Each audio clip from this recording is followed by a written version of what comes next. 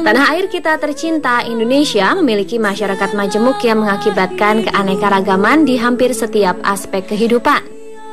Keanekaragaman budaya Indonesia dari Sabang sampai Merauke merupakan aset yang tidak ternilai harganya, sehingga sudah selayaknya dipertahankan dan dilestarikan. Penting bagi kita untuk bersyukur bahwa tempat kita berasal dan tinggal ini dianugerahi ribuan seni, budaya, dan adat istiadat yang begitu beragam, bahkan mungkin dapat dikatakan paling beragam di dunia.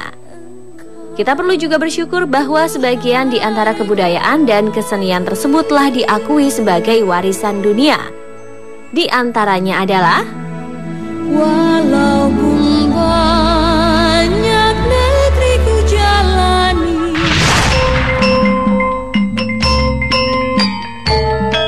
Yang pertama adalah wayang yang diakui oleh United Nations Educational, Scientific, and Cultural Organization atau UNESCO sebagai warisan budaya bangsa Indonesia. Warisan yang dianggap sebagai karya agung budaya dunia yang diakui oleh UNESCO bukan hanya wayang Jawa, tapi wayang Indonesia. Di antaranya termasuk wayang Bali, wayang Golek Sunda, wayang Lombok, dan sebagainya. Cerita-cerita yang dimainkan pun berkisah tentang dewa-dewi, persilatan, percintaan, dan kepahlawanan yang pertunjukannya selalu diiringi dengan musik gamelan. Tahun 1950 hingga 1960-an merupakan puncak kejayaan wayang yang diakui para peneliti barat sebagai seni pertunjukan terindah di dunia. Wayang merupakan seni pertunjukan asli Indonesia yang berkembang pesat di Pulau Jawa dan Bali. Pertunjukan ini juga populer di beberapa daerah seperti Sumatera dan Semenanjung Malaya, yang juga memiliki beberapa budaya wayang yang terpengaruh oleh kebudayaan Jawa dan Hindu. Pada kenyataannya, pertunjukan boneka tidak hanya terdapat di Indonesia, melainkan banyak negara lain yang memiliki pertunjukan boneka. Namun pertunjukan bayangan boneka atau wayang di Indonesia memiliki tutur dan keunikan tersendiri yang merupakan mahakarya asli. Untuk itulah UNESCO memasukkannya ke dalam daftar representatif budaya tak benda warisan manusia. Dan pada 7 November 2003 menetapkan wayang sebagai pertunjukan bayangan boneka tersohor dari Indonesia sebagai warisan mahakarya dunia yang tak ternilai dalam seni bertutur.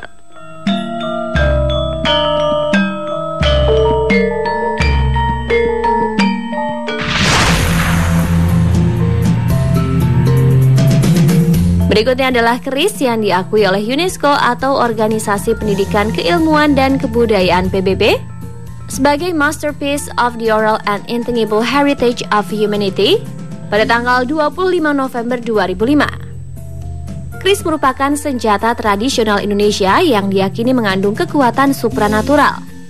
Raja-raja di Nusantara menjadikan keris menjadi senjata pusaka yang telah digunakan sejak abad ke-9, dibuat dengan logam serta gagangnya dibuat dari tulang, tanduk maupun kayu. Keris merupakan salah satu senjata golongan belati dengan memiliki banyak fungsi budaya. Bentuknya yang khas, mudah dibedakan dari senjata tajam lainnya karena memiliki bentuk yang tidak simetris di bagian pangkal yang melebar. Pada zaman dahulu, keris berfungsi sebagai senjata dalam duel atau peperangan sekaligus sebagai benda pelengkap sesaji.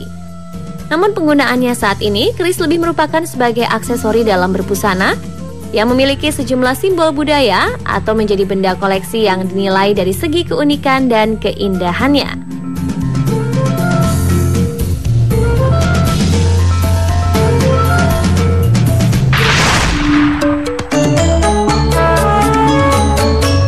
Kemudian batik Indonesia yang diakui sebagai warisan budaya dunia.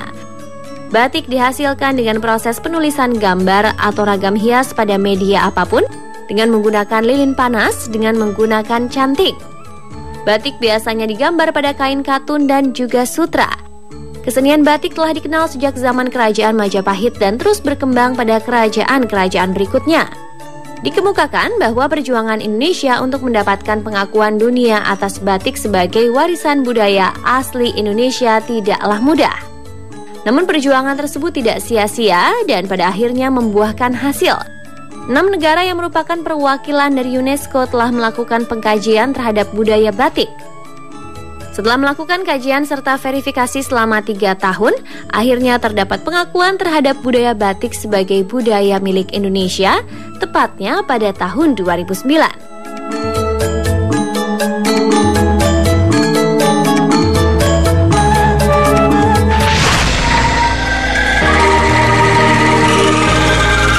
Warisan Indonesia untuk dunia berikutnya yaitu angklung, yang terdaftar sebagai karya agung warisan budaya lisan dan non-bendawi manusia dari UNESCO sejak November 2010.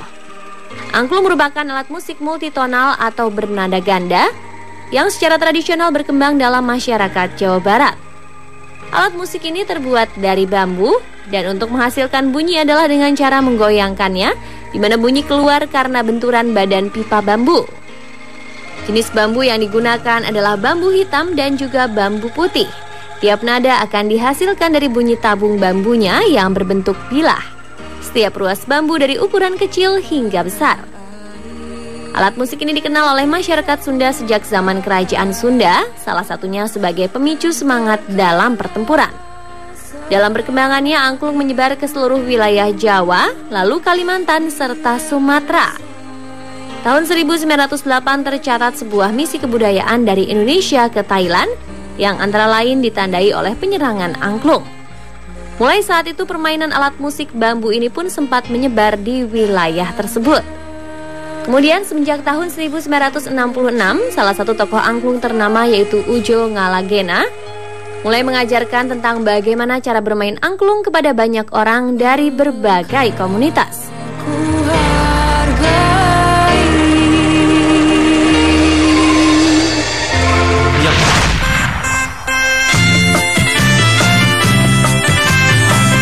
Selanjutnya adalah salah satu kesenian Indonesia yang berbentuk tarian yaitu tari saman. Tari saman merupakan sebuah tarian suku Gayo yang biasa ditampilkan untuk merayakan peristiwa-peristiwa penting dalam adat. Syair dalam tarian saman menggunakan bahasa Gayo yang pengungkapannya disampaikan secara bersama dan berkesinambungan.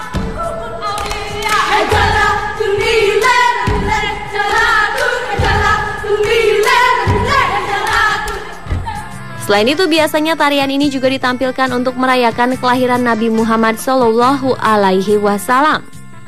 Dalam beberapa literatur menyebutkan, tari saman di Aceh didirikan dan dikembangkan oleh Syekh Saman, yang merupakan seorang ulama yang berasal dari Gayo di Aceh Tenggara.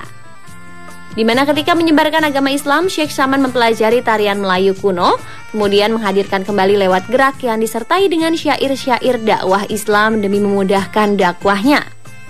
Tari saman ditetapkan UNESCO sebagai daftar representatif budaya tak benda warisan manusia pada tanggal 24 November 2011.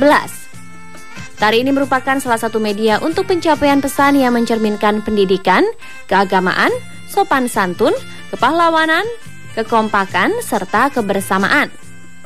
Dalam konteks kekinian, tarian ritual yang bersifat religius ini masih digunakan sebagai media untuk menyampaikan pesan-pesan dakwah melalui pertunjukan-pertunjukan. Tarian saman menggunakan 2 unsur gerak yang menjadi unsur dasar, yaitu tepuk tangan dan tepuk dada. Pada umumnya, tarian saman dilakukan oleh belasan atau puluhan laki-laki, namun harus berjumlah ganjil. Pendapat lain mengatakan bahwa tarian ini dilakukan kurang lebih 10 orang, di antaranya 8 penari dan 2 orang sebagai pemberi aba-aba sambil bernyanyi. Namun dalam perkembangannya ada anggapan yang mengatakan bahwa suatu tarian itu akan semakin marak apabila dilakukan oleh penari dengan jumlah yang lebih banyak.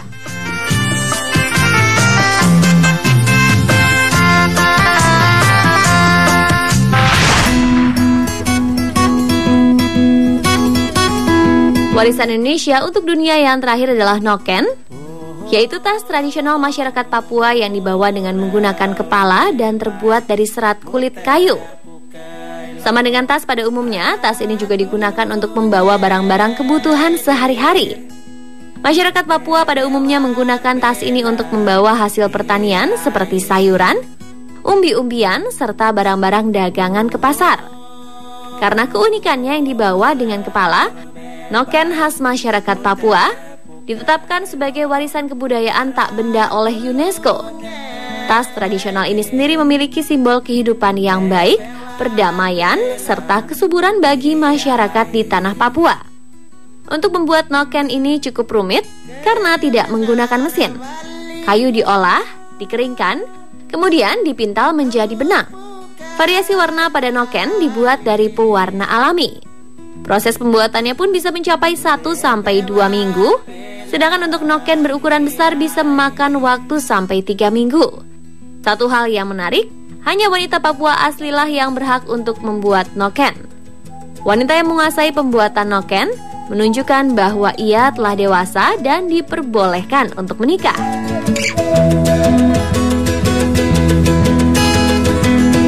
Dan pemirsa, itulah beberapa warisan Indonesia untuk dunia. Semoga informasi tadi kian menambah kecintaan kita pada budaya dan karya seni asli bangsa kita sendiri, Indonesia.